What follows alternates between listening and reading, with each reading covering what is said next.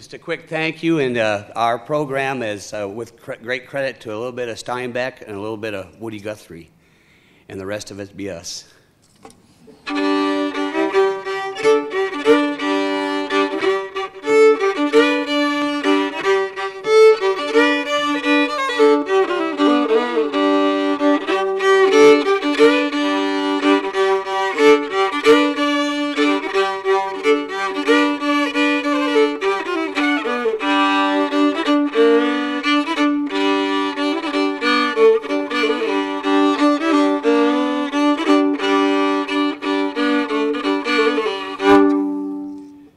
To the red country and part of the gray country of Oklahoma, the last rains came gently, but they did not cut the scarred earth.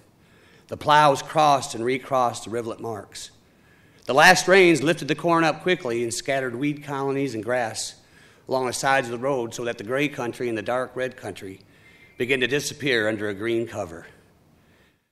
In the last part of May, the sky grew pale, and the clouds that had hung in high puffs for so long in the spring began to dissipate. The sun flared down on the growing corn day after day till a line of brown spread along the edge of each green bayonet. The clouds appeared and then went away, and in a while they did not try anymore. The weeds grew a darker green to protect themselves, and they did not spread anymore. The surface of the earth crusted, a thin, hard crust. And as the sky grew pale, so the earth became pale, pink in the red country and white in the gray country. I do. My name is Dorothy Burgess. You might know my parents, Beulah Cook Burgess, Burton Burgess. Yes, ma'am, we live right here in Wister, Oklahoma. I was born in 1909. Yes, ma'am. I'm here to sell you the medicinal miracle of our age, white cloverine salve. Yes, ma'am, it cures sores, cuts, chase, nasal catarrh, and itching piles. Yes, ma'am. No, I'm not collecting the premiums. I want the cash money. Why do I use it? I could tell you a story about a dog, but I got some more whorehouses to go to. Yes, ma'am. What am I saving it for? Oh, the money. Oh, I'm going to buy myself a fiddle. What do you mean little girls don't play fiddle? You watch me. All the girls all dance with the boys from the city, but they don't care to dance with me. It ain't my fault that my feet are muddy and the red clay stains my feet. Well, it's under my nails and it's under my collar and it gets on my Sunday clothes. I do my best with the soap and water, but darned old dirt won't go. And when I pass through those pearly gates, will my robe be gold instead, or just a red clay robe with red clay wings and a red clay halo for my head? Or a red clay robe with red clay wings and a red clay halo for my head? Dorothy Burgess Walker, my wife's grandmother, and my paternal grandmother, and my grandmother, too, for all means and purposes, not just by marriage, but by adoption. You see, she had a warm place in her heart for curs, culls, and various scoundrels that would approach her, and I fit in all three of those categories. And boy, how we would love to go visit her, as often and as much as we could when work would allow. And even though we had miles and hours betwixt us, we had one commonality in where we lived, and that was the Ozark Mountains. She lived down in a place called Tallahena, Oklahoma, in the southwest corner in the Kiamichi Mountains in a little valley amongst the yellow pines. And we traveled the first time, the one I liked the best, from Thanksgiving, we traveled all the way from our little place in Taneyville, Missouri, which is at the opposite end. And as we was going down that way, we was coming into these winding steps, coming up the Kiamichis. And it just happened because it was Thanksgiving that winter was starting to take a bite out of fall. And that warm air in the valley was reaching the mountain air at top, and it collided and started to create a thick fog. And we slowed us down a bit, but we still made it to Grandma's in good time. And with hugs and kisses and catching up, we decided to go to bed that night. But we woke up to a most wondrous sight. Beautiful blue sky, so blue you could see through till the next day. And there's so much blue up there that an industrious hillbilly could probably make a few pairs of Big Smith overalls out of it too, you know what I mean? Forget the Dutchman's breeches. And I tell you what, we sat there and said, this is going to be a waste of time sitting in this house. I think we ought to go for a ride. So we got in Pee-wee, that was the name of her little car, and up to the Queen Wilhelmina Hotel on the Tallahena Drive. Off we went. Well, that fog I was telling you about a little bit earlier had done a wondrous thing throughout the night. You see, it was so calm and cold. A thing that you don't see too often in your life happened. The big yellow pines were completely encased in ice. It was like driving through a winter wonderland. A valley, every tree was completely encased. The trunks, the branches, the twigs, even the needles were completely covered. And as we were winding up them stair steps, I caught something out of the corner of my eye, some movement, and I didn't know what it was, so I slowed down a bit. And because the air was still so cold and frozen, the bark was catching the sun on the inside, causing that ice to melt from the inside out. And the water was running down those trees like blood through veins. We had to stop. We couldn't believe it. We had to stop and take a look. So we pulled into a little pull-off there over the valley.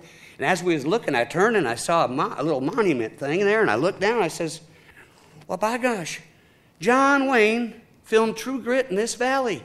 And I turns to Grandma and I said, Grandma, did you know John Wayne filmed True Grit here? She goes, I don't rightly know if I ever saw that.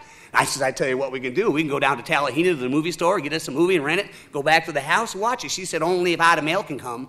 Well, Ida Mel's second cousin, you know. You got to have your second cousin come with you. So I said, okay. So we got down. We got in the car, off to the movie store. We got the movie, got Ida Mel, went to the house, plugged that movie in the television. Well, me and Nancee was up against the wall. Grandma was over here, and Ida Mel was over there. TV was out front. And up toward the beginning of that movie, all of a sudden a gavel came down. Grandma jumps. It was hanging Judge Parker. Hung 7 men at one time. She jumps out of her chair and she looks at us and says, that Judge Parker, he's a mean man. We said, yeah, he is. She said, he's probably in hell, ain't he? And Ida Mel thought she was talking to her and says, no, I think he's in Fort Smith. If anyone would have told me I'd be working at Tallahena, living in Tallahena, and working at that there hospital a few years ago, I would have laughed in their face. But my nursing training came in handy. Tuberculosis is a fearsome epidemic. We can't cure them, but we can sure ease their pain. Well, and the reservation's right across the road. Some of my pa's kinfolks over there I can go visit, but not Pa. Oh, no. He'll die on the ranch. I walked by the milk barn the other day, and I saw a feller there I didn't recognize before. Steel blue eyes, coal black hair. Talked funny, though. Cleft palate, I think. I just might say hi tomorrow.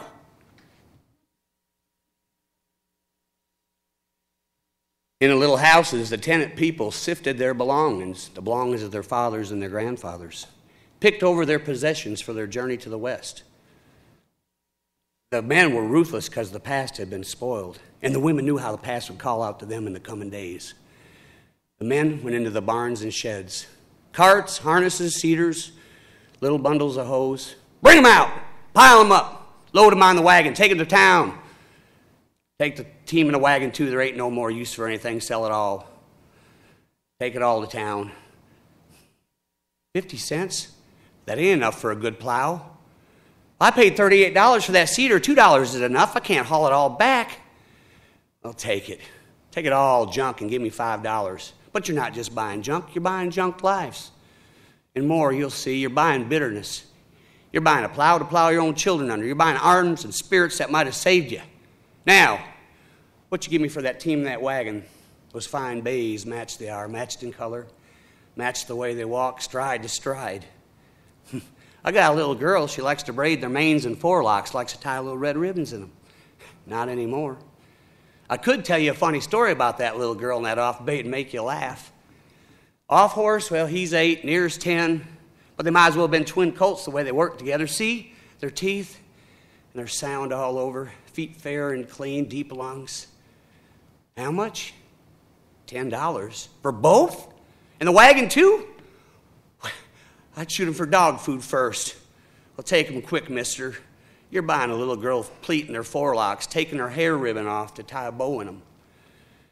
You're buying years of work and toil in the sun. You're buying a sorrow that can't talk. A packet of bitterness to grow in your house into flowers someday. So, 1929 wasn't the best year to get married. Well, how was we to know that? Well, that mess back east doesn't really affect us. We're as poor already. We have a garden with food. Those folks in the big cities I worry about. What I worry about is this here drought. More and more hobos coming off the train. Oh, I don't mind. I can always put another pot of beans on, but I wish we didn't live so close to the train tracks. Maybe California wouldn't be so bad. My brother's letters make it sound pretty. I don't want to work in a mushroom factory, though. Maybe there's a hospital there, too. I gotta tell you something. My husband swore me to secrecy, but I've just got to tell you. The other day, I was stirring up some beans, and a fine-dressed man knocked at my door. And he said, "Ma'am, I'm sorry to bother you, but do you think you could spare a couple of plates of food for me and my partner who's down the driveway?" And I said, "Well, of course." So I played him up some food, and he went to the down there, and he ate, and then he come back with the empty plates, and he thanked me kindly, and he said, "Now listen, I'm going to tell you who you just fed, but you got to wait 24 hours before you tell anybody." And I think my jaw dropped, and thank you, man, for feeding pretty boy Floyd. But I ain't going to tell you who's at the end of the driveway. John come home. I about busted and told him, and he said, "Now, Dorothy Walker, you don't tell a living soul as long as you live, you hear me? Now, don't you tell nobody."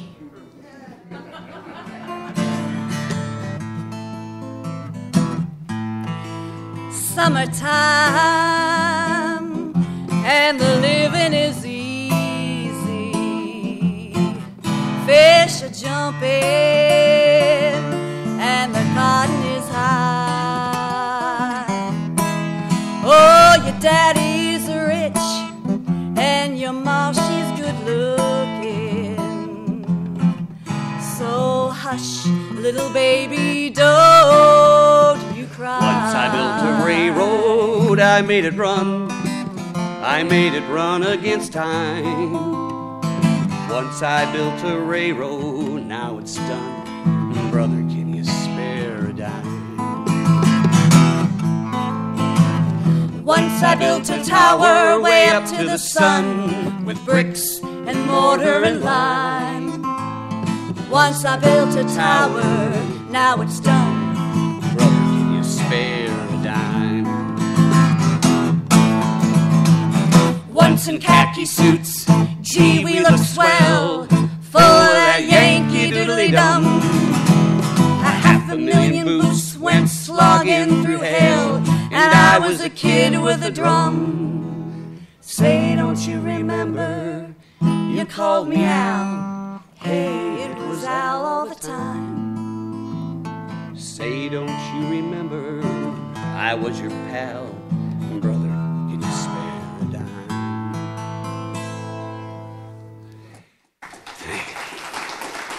Yeah, Grandma knew about her music, and there's also some very important things that people should do when they go visit their ancestral people. You know, they need to go for holidays, and we went for the most important ones for Grandma. Let me tell you what they were. There was Thanksgiving and Christmas and bluegrass.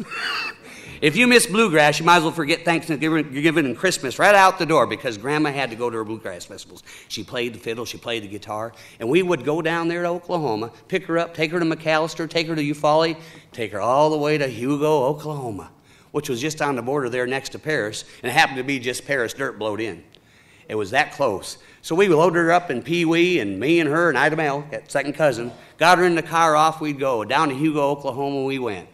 Went there and checked into a little motel and off to the bluegrass. There's 2,000, 3,000, 4,000 people sometimes down there out in the Oaks. Had their little fans because it was always in August, always too dang hot. I could never figure out why they do it in August.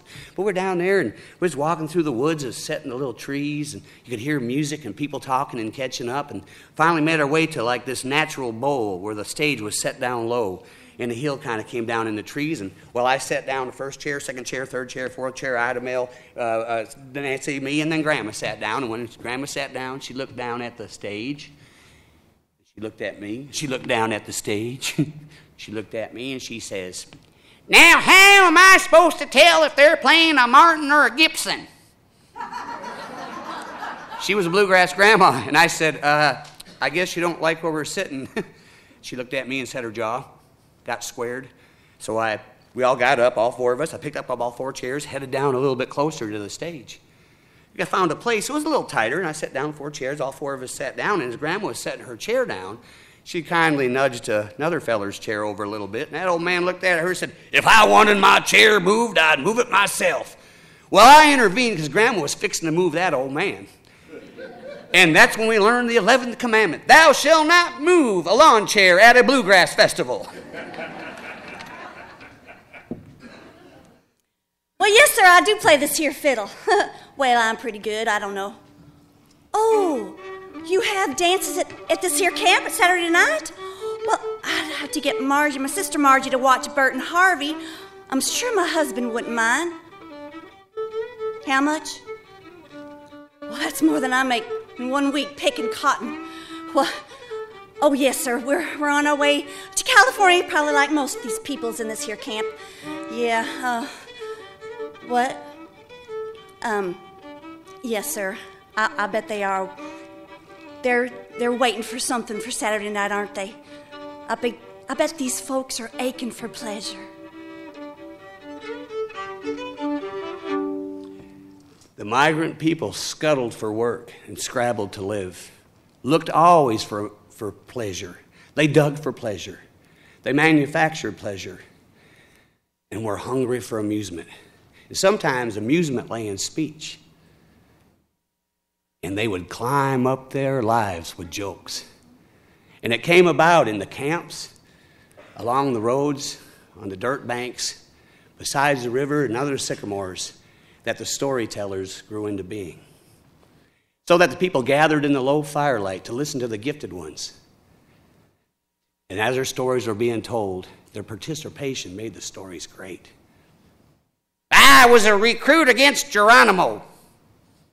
And the people listened, their quiet eyes reflecting the dying fire.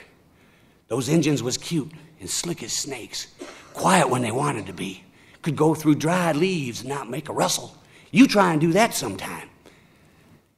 People listened and remembered the sound and crush of leaves under their feet. People listened, their faces quiet with listening. Storytellers gathering attention spoke in great rhythms, spoke in great words, because the stories were great, and it made the listeners great through them.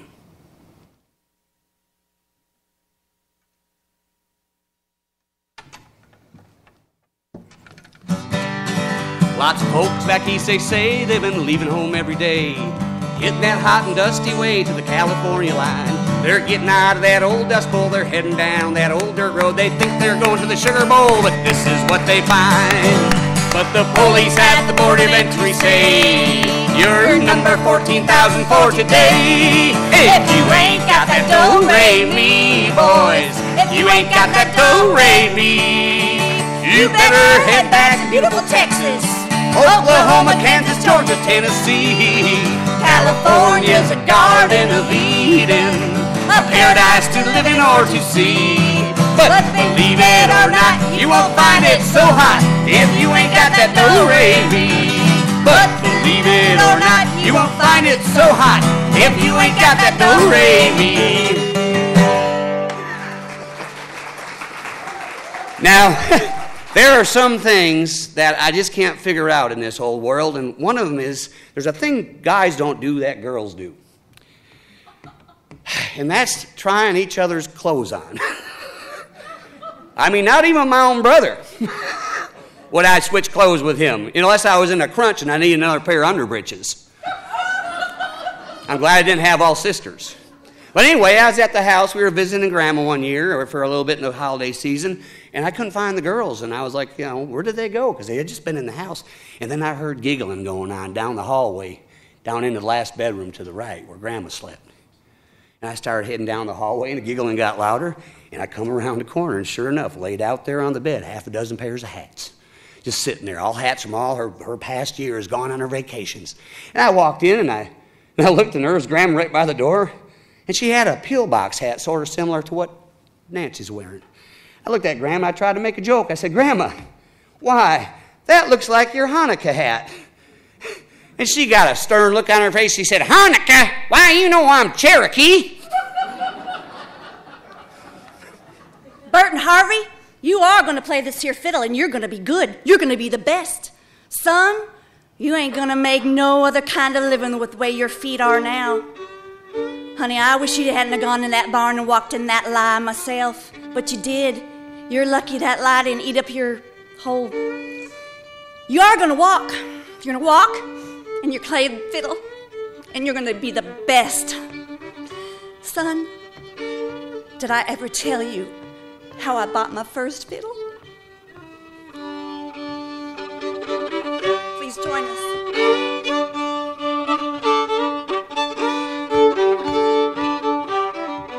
Will the circle be unbroken by and by, Lord, by and by? There's a better home awaited in the sky, Lord, in the sky. Thank you. Okay?